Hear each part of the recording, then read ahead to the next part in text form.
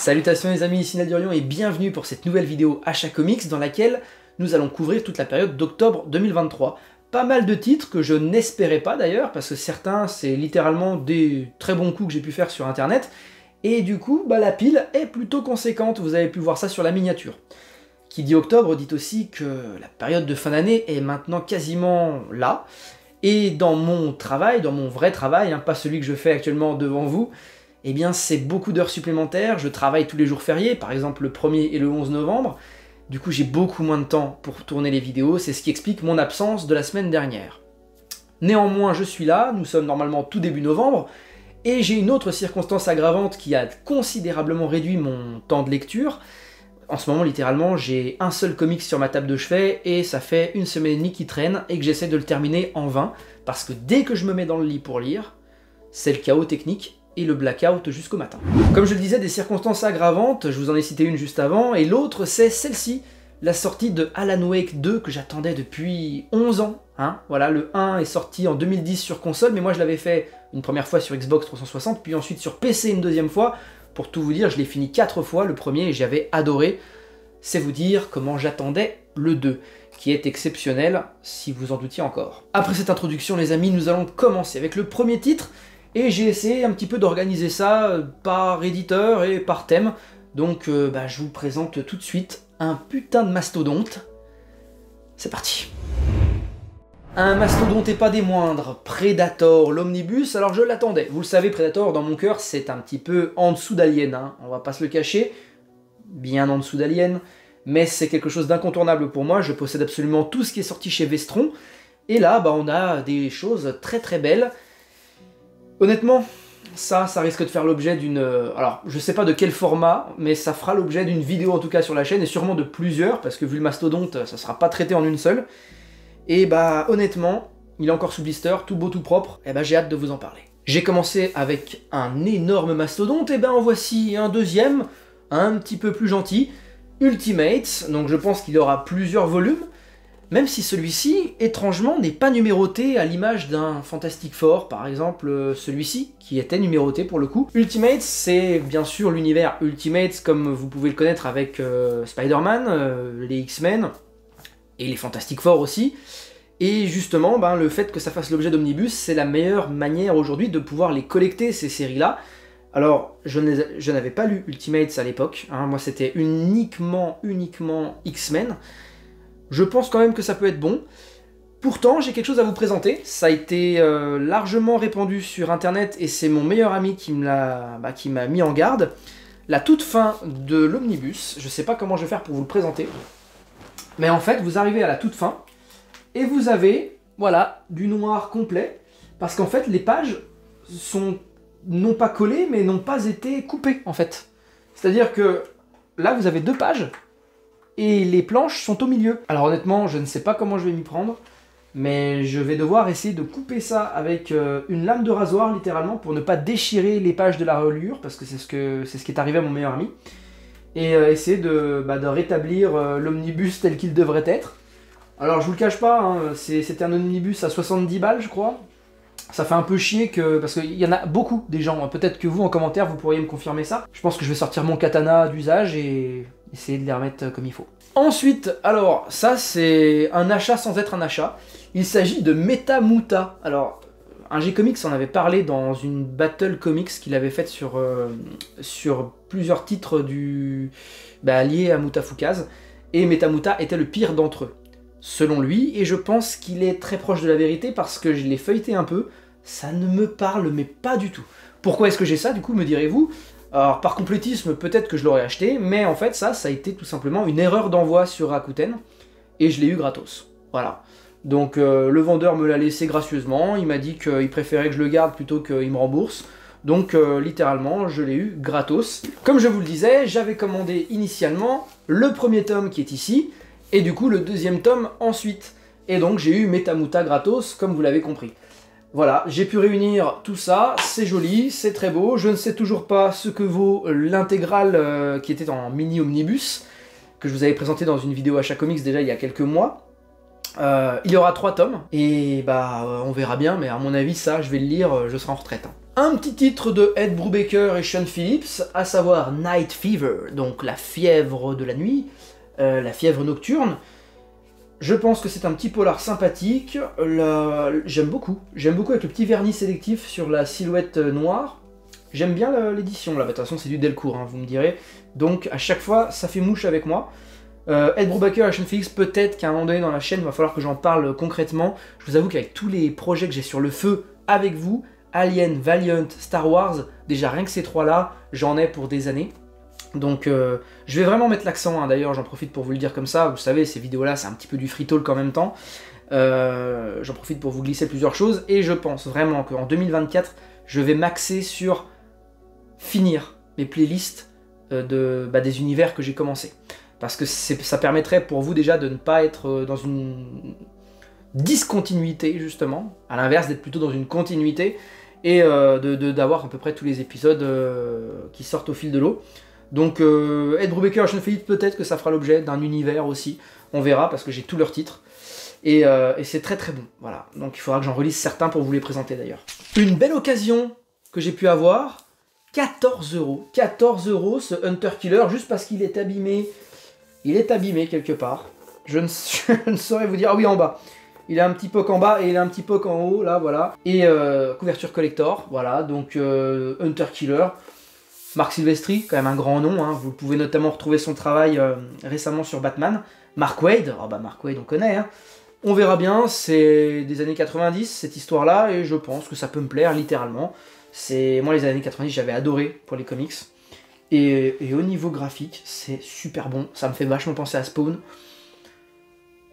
Feu. Un petit peu de comics initiative pour continuer avec The Kill Lock. The Kill Lock, en 2 tomes, le 2e tome est le dernier sorti là tout récemment, c'est pour ça que j'en profite pour vous présenter le tome 1, que je ne vous avais peut-être jamais présenté dans mes achats, je sais pas, je m'en rappelle plus. Donc voilà, c'est bien le tome 2 que j'ai acheté en cette période d'octobre, mais j'en profite pour vous montrer l'intégrale parue jusqu'à présent.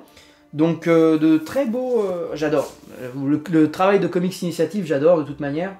Donc le premier c'était le Verrou, et le second c'est le Spectre Artisan. Autant vous dire que c'est de la SF comme j'aime. Ça fera certainement l'objet d'une review sur la chaîne. L'occasion était belle, encore une fois, j'ai pu réunir des choses qui me manquaient. Donc là c'est du complétisme marveliste, à savoir X-Men Blue, en 3 tomes, donc c'était l'intégralité de X-Men Blue finalement. Donc 3 de luxe, hein, je sais pas, c'est le combien, c'est le 3, voilà, je commence par la fin. Le 3, puis le 2. J'aime beaucoup la couverture de celui-ci, là, avec l'espèce de Venom un peu vénère, là. Et le tome 1, voilà, je sais pas quand est-ce que je lirai tout ça. C'est réellement parce que les X-Men, je souhaite absolument tout posséder. Donc ça passe aussi par ça. Il me manque X-Men Red et X-Men Gold. Je crois bien qu'X-Men Gold est en 3 tomes aussi. Ça va encore me coûter un bonbon, ça. Et ça va me coûter un bonbon. Ça va me coûter bonbon, je suis fatigué. Donc, et X-Men Red par contre est en un seul tome, je crois. On reste chez Marvel avec un cadeau de mon cher tonton qui s'est procuré l'omnibus Annihilation, et donc il m'a donné ces 2 beaux de luxe, qui datent un petit peu maintenant, hein. Annihilation tome 1, Annihilation tome 2, voilà. Normalement c'est cette couverture-là que vous pouvez retrouver sur l'omnibus, il me semble. Et sa suite, les héros de Galactus. On passe chez DC Comics avec Poison Ivy tome 1. Alors, je vous cache pas que ça je l'ai acheté parce que déjà c'est un personnage, c'est un antagoniste de l'univers Batman que j'apprécie grandement, qui pour moi est souvent peu exploité en fait, je trouve. On voit toujours le Joker de plein de façons différentes, et ça fait partie des antagonistes qu'on voit le moins souvent, et le fait qu'elle ait un titre à elle, dédié, avec une couverture qui, je ne vous le cache pas, m'a tapé dans l'œil. La cave du Mills que je salue, hein, mon cher Mills, en a fait une review dans une découverte de comics envoyée par Urban, et il en a dit du bien, donc ça me plaît. Petit cadeau de mon meilleur ami, Blue Beetle. Alors Blue Beetle, j'ai manqué le film. Je l'ai manqué, pourtant je voulais le voir, d'ailleurs avec Deb, on voulait absolument aller le voir parce qu'on trouvait que la bande-annonce était cool. C'était du super-héroïque un peu décomplexé, et puis qui proposait quelque chose d'un peu différent finalement. C'est ce qu'en tout cas la bande-annonce laissait croire. Et je vous avoue qu'on n'a pas pris le temps d'y aller, donc bah écoutez, j'ai un tome 1, en plus c'est dans l'ère Infinite, je sais pas si je vais comprendre quelque chose, mais je sais pas ce qu'il y a eu comme titre avant ça sur Blue Beetle. Littéralement, ils ont sorti ça parce qu'il y avait le film, donc j'imagine que c'est un point d'entrée possible. Un petit tir groupé pour poursuivre, j'ai littéralement pris l'intégralité des Deceased. Ça, c'est le tome 0, s'il en est. Ça a été le tout premier sorti. Il y avait eu 3 couvertures variantes avec Wonder Woman, Batman et le Joker. Et moi j'ai celle de Superman, voilà. Donc ça, c'est mon meilleur ami qui m'a offert ce très beau tome. Et il m'a dit, il faut absolument que tu lises ça, c'est excellent. Alors qu'est-ce que j'ai fait? Oui, je vais lire ça, oui, je vais le lire, je l'ai pas encore lu, mais si je commence, il me faut la suite. Et bien la voilà. Vous aviez les 2 spin-offs. Je sais pas si je vous les présente dans le bon ordre, hein, mais c'est pas très grave. Deceased Unkillables, avec ce Red Hood que je trouve mais fantastique en couverture. Voilà, qui est petit, hein, en pagination, on est sur 136 pages, alors que le premier que je vous ai présenté tout à l'heure, on est plutôt sur les 200. Et là, on a Deceased avec... putain, c'est Swamp Thing, ça? Bah bien sûr. Eh ben ouais. Hope at World's End. L'espoir à la fin du monde. Bon, bah on verra, c'est tous des récits complets ce que je vous ai présenté là. Et ensuite, on a Deceased, tome 2, voilà, qui se lit normalement après les 2 spin-offs que je vous ai présentés. D'ailleurs, oui, c'est rappelé juste derrière, hein, on a l'ordre de lecture. Et je ne l'ai pas ici, mais j'ai pris le tome 3 en même temps que tout ce que je viens de vous montrer là, mais je l'ai prêté à mon meilleur ami qui voulait justement connaître la fin de Deceased. C'est donc ça que j'ai pris, voilà, donc j'ai tout réuni et j'aurais hâte de vous en parler parce que je pense que c'est très bon. Comment passer à côté de cette sortie de chez 404 Comics qui va littéralement péter encore les scores dans les charts de vente de BD? Le dernier jour d'Howard Philip Lovecraft. Philippe, je l'ai vraiment dit à la française complet, hein. Superbe. Magnifique édition, dos toilé, à un prix extrêmement correct puisque 24,95, c'est toujours pareil avec 404, hein. C'est à chaque fois des méga frappes visuelles. J'adore Lovecraft. J'ai tous les romans. Je pense que je vais aimer cette plongée dans la psyché de l'auteur. Déjà graphiquement, c'est particulier, hein. Ça, il faut le dire. Je sais pas si ça va vraiment être mon délire graphiquement parlant, mais vous le savez avec moi maintenant, si vous me suivez depuis un certain temps, l'aspect graphique des œuvres, ce n'est pas ce vers quoi je vais aller pour mon jugement. C'est vraiment sur ce que ça raconte et sur comment ça le raconte.